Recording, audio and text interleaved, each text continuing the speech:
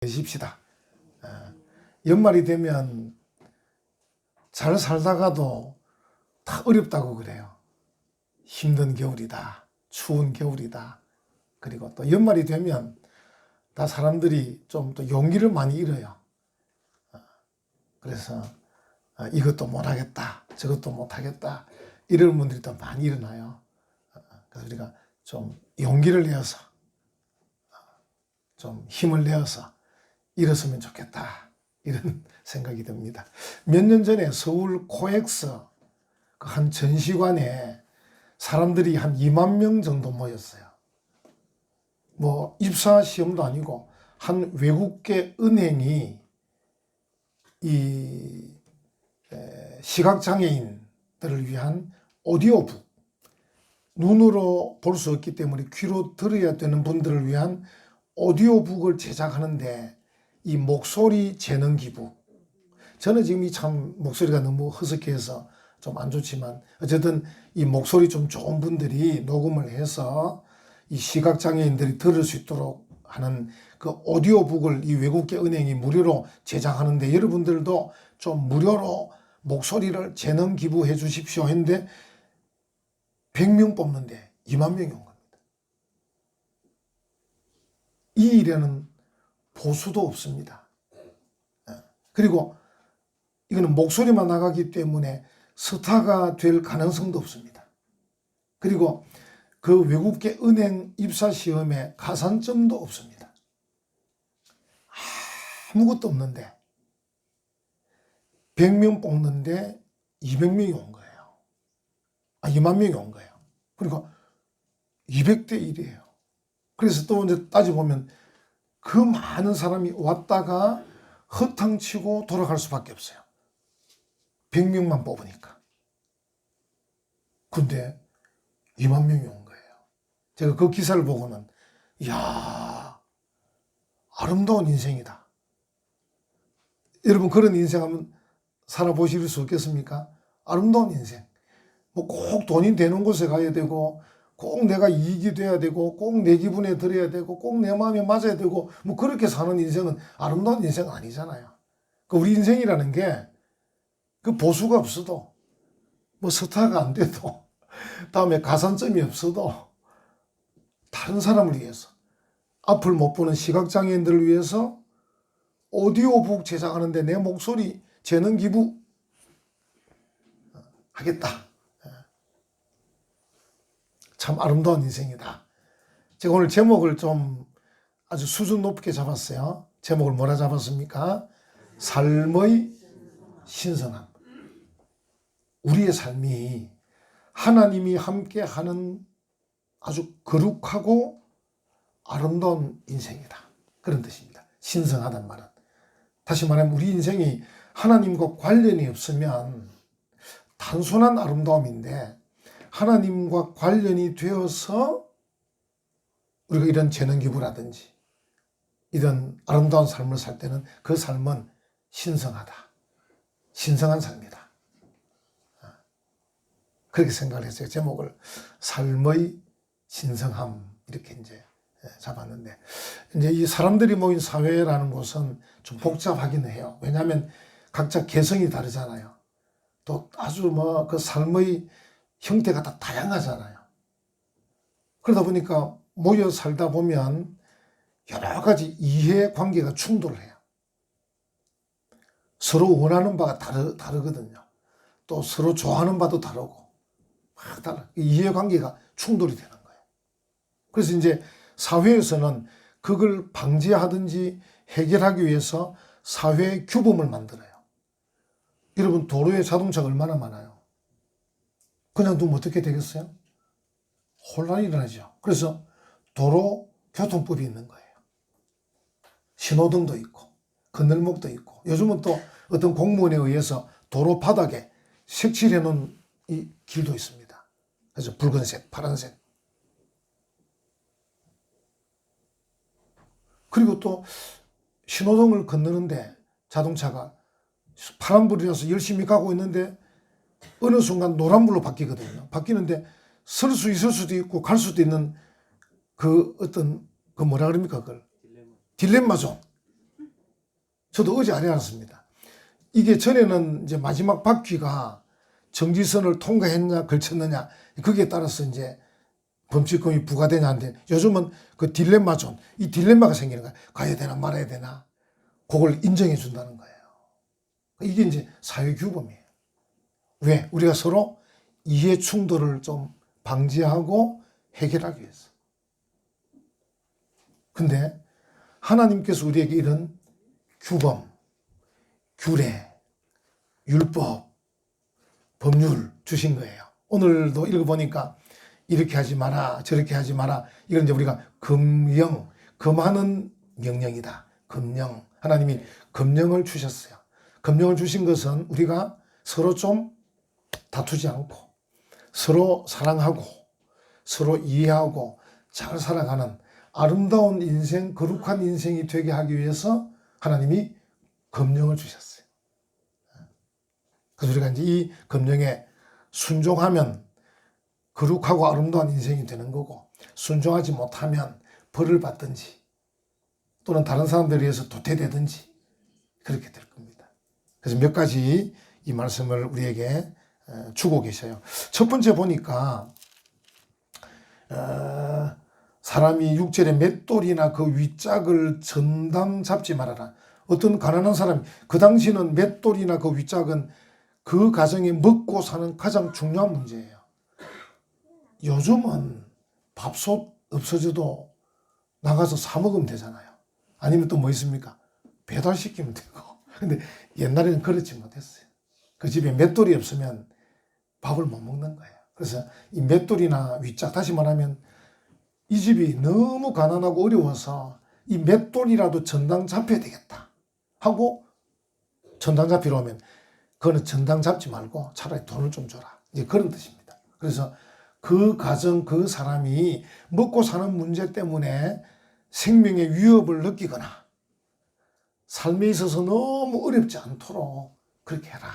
그런 뜻입니다. 그 다시 한번 보시면 사람이 맷돌이나 그 윗짝을 전당 잡지 말지니 이는 그 생명을 전당 잡음이니라. 만약에 그 사람이 가난하다고 어렵다 해서 우리 맷돌 좀 맡길 테니까 돈 좀 빌려주세요. 우리가 이러면 그래 맷돌을 턱 전당 잡고 돈을 빌려줬다. 이 사람이 돈을 갚을 수 있으면 다행인데 못 갚으면 맷돌이 없어서 밥을 못 해 먹는 거예요. 이제 그런 일은 하지 마라. 그런 이제 금령입니다. 그러니까 우리가 가난한 사람, 어려운 사람들을 어쨌든 할 수 있는 대로 잘 살펴라. 그래서 제가 생각할 때 요즘은 우리나라에도 어려운 사람들은 동사무소에 찾아가든지 그 다음에 교회로 오든지 어쨌든 좀 움직이면 그래도 옛날보다는 많이 좋아졌습니다. 그 어떤 사람들은 보면 이제 그런 형편들을 말씀 안 하고 집에서 끙끙 앓다가 막 이래 가족끼리 자살하는 가족도 있고 막 그런 것 같아요. 그래서 내가 참 안타까운 것 같아요. 그래서 이제 동사무소에 복지 공무원이 있지만 그분 숫자가 몇 명 안 되니까 수만 명의 사람을 다 돌아보기 힘들잖아요. 그러니까 본인이 찾아가야 돼. 그리고 또 동네 교회들이 많지 않습니까? 교회로 찾아가야 돼. 가서 얘기를 해야 돼. 하면 동사무소든 교회든 어려운 사람을 이야기를 들어보고 정말 어려우면 도와줘야 된다.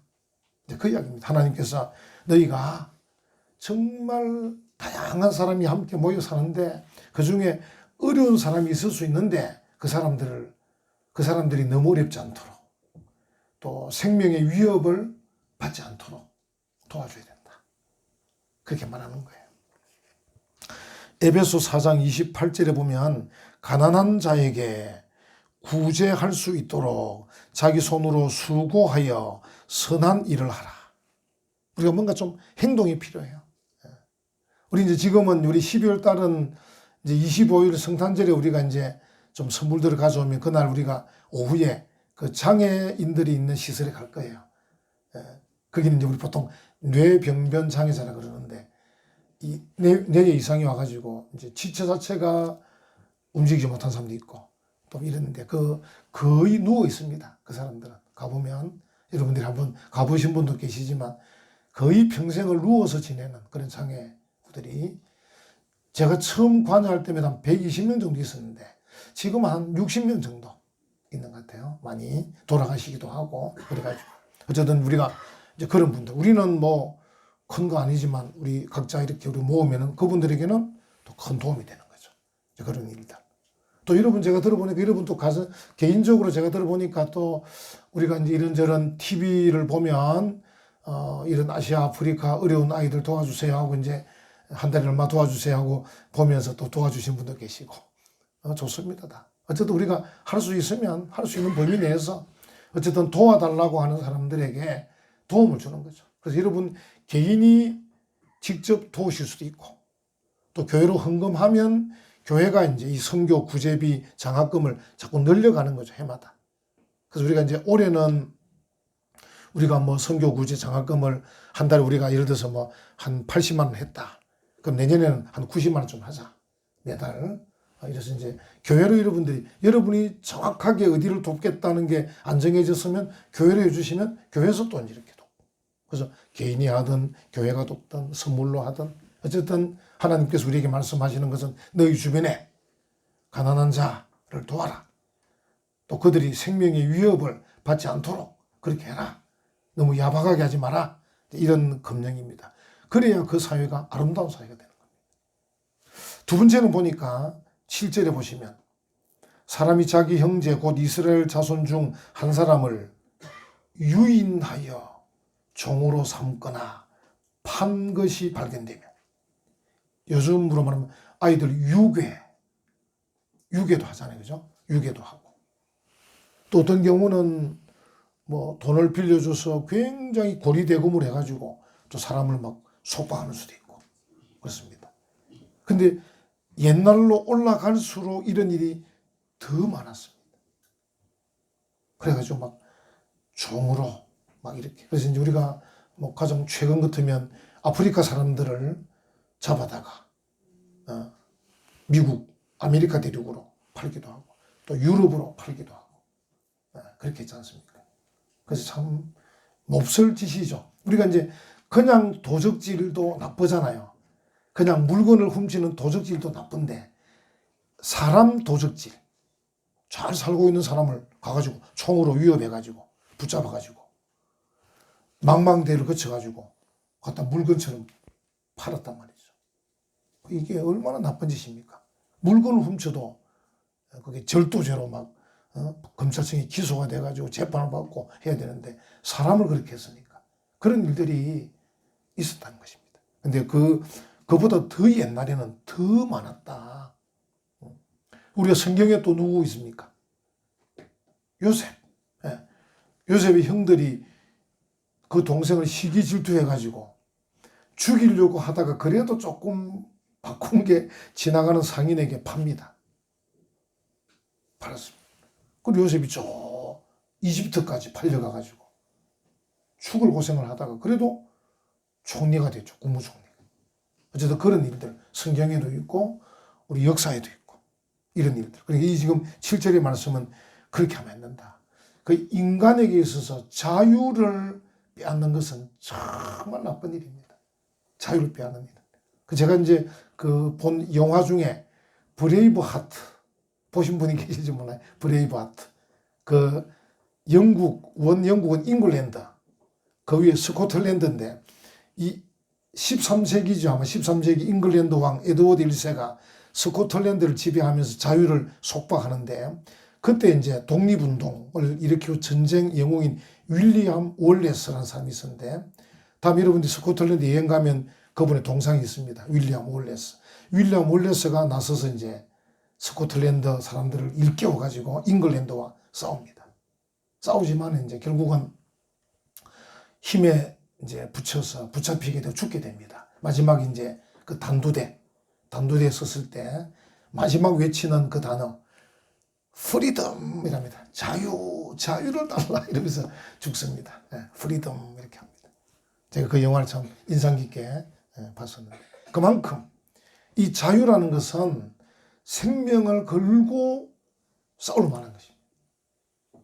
우리나라도 일제강점기 때 그 일본에 의해서 얼마나 우리가 수탈을 당하고 정말 어려움을 당했습니까? 그래서 대부분의 사람이 지쳐가지고 할 수 없이 친일파로 막 넘어가는 그런 과정에 그것도 끝까지 독립운동, 끝까지 독립운동한 우리 선배들이 있어가지고 결국은 나라가 독립이 되지 않습니까?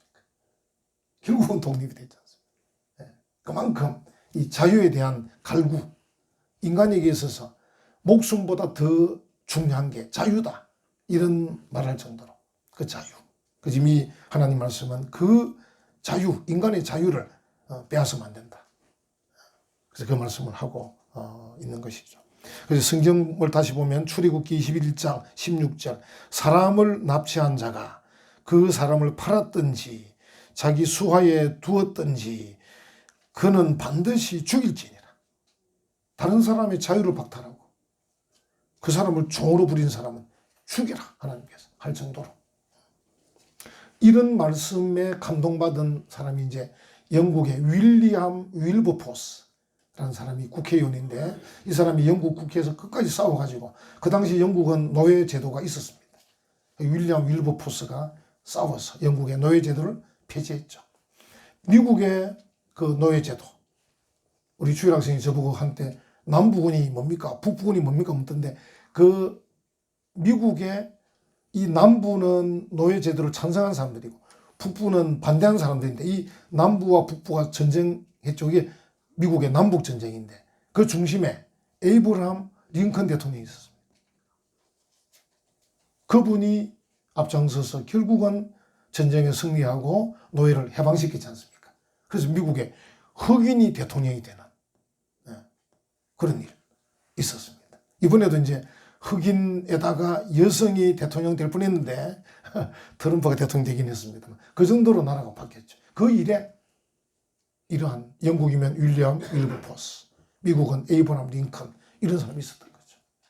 그만큼 중요한 일이다. 그래서 이런 분들은 하나님의 말씀에 순종해서 사람의 자유를 속박해서는 안 된다, 그런 내용입니다. 그리고 이제 마지막 하나 8, 9절은 나병에 대해서, 나병, 너는 나병에 대하여 삼가서, 이제 이 나병, 우리 흔히 뭐 문둥병 이라지 않습니까? 이 나병에 대하여 삼가서, 히브리어로 hit사메라, 영어로 very careful, 굉장히 조심해라. 그 당시는 오늘날보다도 위생 상태가 안 좋았기 때문에 이 피부병, 그 피부병에서 또 중요한 나병까지 되면, 이 나병은 바깥의 피부가 변하는 것뿐 아니라 속으로 파고 들어갑니다. 이 무서운 병인데, 그 당시 위생 상태가 별로 좋지도 않고 또 더운 지역 아닙니까? 팔레스타인이 더운 지역에 이 나병은 진짜 번지면 위험하단 말이에요. 그래서 hit사메르, very careful, 굉장히 조심해라. 여기 삼가서 그 뜻입니다. 나병에 대해서는 굉장히 조심해야 된다. 이 더운 나라에 너희들이 지금 위생 상태도 별로 안 좋고, 우리나라처럼 질병관리청이 있는 것도 아니고 보건복지부가 있는 것도 아니고 정말 어려울 때 아닙니까? 저 체계가 전혀 안 잡힌 진짜 아무것도 없는 그런 상태에서는 이거 어떻게 할 거냐. 뭐 사소한 병 하나만 걸려도 확 전염이 되고 그런 상황인데, 특별히 나병은 더 무서운 병인데 피부에서 그 속까지 파고 들어가는 거니까 very careful, 굉장히 조심해라, 이렇게 말한 거죠. 나병에 대해서 굉장히 조심해라. 그 뒤에 보시면요, 레위 사람 제사장들이 너희에게 가르치는 대로 네가 힘써 다 지켜 행해라. 여기 어디 있냐면 이제 레위기 13장 14장 두 장에 걸쳐서 위생은 어떻게 하고 며칠 만에 꼭 제사장에 보이고 계속 점검하도록, 우리로 말하면 계속 일주일마다 보건소에 들러라, 계속 보건소 들러서 너의 건강 상태를 점검하라 한 게 벌써 옛날에 그렇게 나왔어요. 수천 년 전에 벌써 하나님께서 그들에게 피부병도 조심해야 되지만 나병은 더 조심해야 되는데, 거기다가 너희가 레위 사람 제사장들이 시키는 대로 해라. 원래 이제 시키는 대로 안 해서 문제가 생기잖아요. 깨끗하게 하고 청결하게 하고 또 점검도 받아야 되고, 꼭 날짜마다 와서 다 점검 받았어. 그래서 어떤 경우는 도저히 감당이 안 될 때는 어떻게 합니까? 격리하는 경우. 네. 격리했다가 또 점검해서 나왔으면 또 사회로 복귀하는 거. 이런 내용들이 레위기 13장, 14장에 나와 있습니다. 그래서 그것대로 힘써 지켜 행하라. 참 하나님께서 얼마나 관심이 많으신지, 이게 하나님이 간섭하는 이 상황들, 하나님이 간섭하는 그 인생, 그게 아름다운 인생. 친구들 반가워요. 어서 오세요.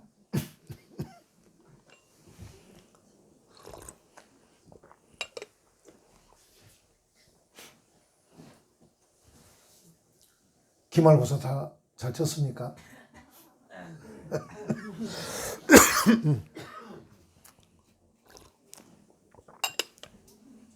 우리 중학생들이 기말고사 친다고 수고 많았는데 나중에 격려도 해주시고 그렇게 하면 좋을 것 같습니다. 예. 자, 여기 이제 나병에 대한 그 말씀인데 하나 더 이제 덧붙인 게 있습니다. 그게 9절입니다. 너희는 애굽에서 나오는 길에서 네 하나님 여호와께서 누구에게? 미리암에게 행하신 일을 기억할지니라. 이제 아시는 분도 있고 모르시는 분도 있고 한데, 미리암은 누구냐? 모세의 동생인데 모세가 이제 결혼을 했습니다. 결혼을 했는데 미리암 마음에 안 드는 겁니다. 어떻게 되죠? 올케 언니가 됩니까? 올케 언니가 미리암 마음에 안 드는 겁니다. 그래서 이제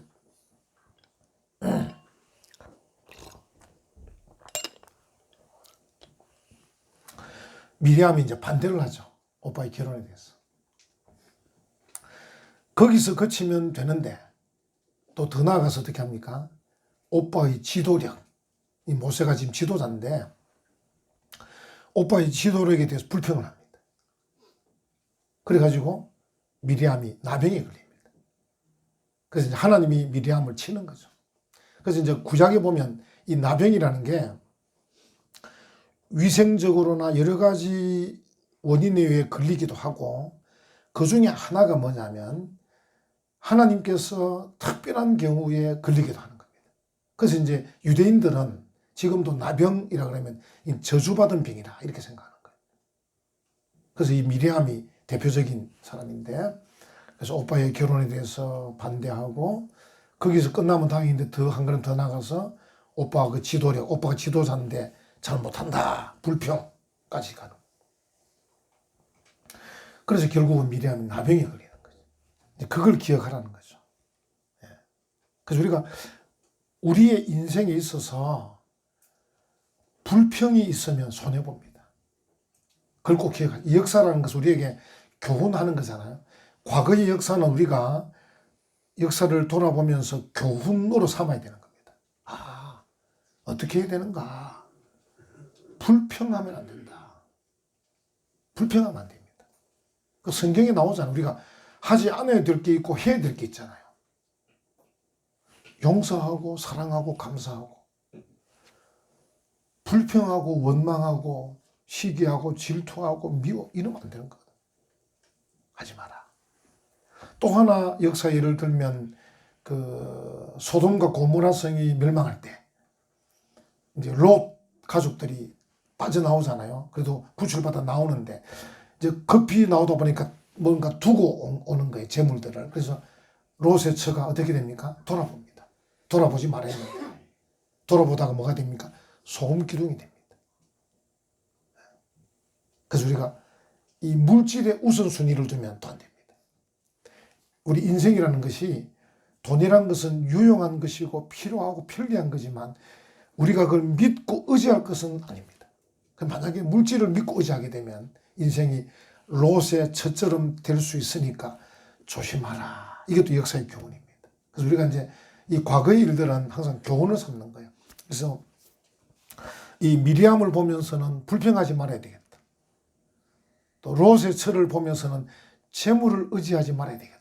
이런 교훈을 넣는 거죠. 그래서 오늘 이 본문은 나병을 얘기하면서 미리암에 대해서 얘기를 하면서 이 교훈을 꼭 기억해야 된다 하는 것입니다. 이렇게 말할 수 있겠습니다. 예를 들어서 과거라는 것은 우리에게 가르쳐주는 또는 격려해주는 저장고다. 이 성경에 기록된 과거 역사들을 읽어보면서 우리가 가르침을 받기도 하고 격려를 받기도 하고. 격려. 우리가 만약에 하나님 앞에 죄를 짓게 되면 벌을 받게 되겠지만 반대로 순종하게 되면 하나님의 은총을 받게 된다. 이렇게 되는 거죠. 그래서 이제 아까 말씀드린 사회에도 규범이 있고 하나님의 나라 이 신앙생활 하는데도 하나님의 규례, 규범이 있는데 이것들은 결국 우리의 인생을 신성, 아름답고 거룩하게 만들어 주시려고 주신 것이다. 그래서 거기에 우리가 필요한 자세가 뭐냐? 순종이다. 여러분 순종이 제일 어렵습니다. 여러분 생각할 때는 별거 아닌 것처럼 보이지만 순종이 제일 어렵습니다. 여러분 아이들 키워보지만 아이들 순종 잘 안 하잖아요. 참 순종이 어렵습니다. 학교 가서 선생님 말씀 잘 들으면 제일 좋잖아요. 참 안 듣습니다. 그래서 성적이 잘 안 좋은 겁니다. 선생님 말씀 잘 들으면 성적이 다 좋지 뭐. 여러분 병원 가면 무슨 잘 안 듣죠? 의사 선생님이 왜 시킨 대로 안 합니까? 이러잖아요. 왜 의사 말 안 듣습니까? 그러잖아요. 하물며 하나님 말씀에 순종할 때 하나님이 우리에게 복을 주시고 은총을 주실 줄 믿습니다. 또 그러한 삶을 하나님은 우리 인생을 아름답게 만드실 줄 믿습니다. 그러한 인생이 거룩한 신성한 인생임을 믿습니다. 아멘.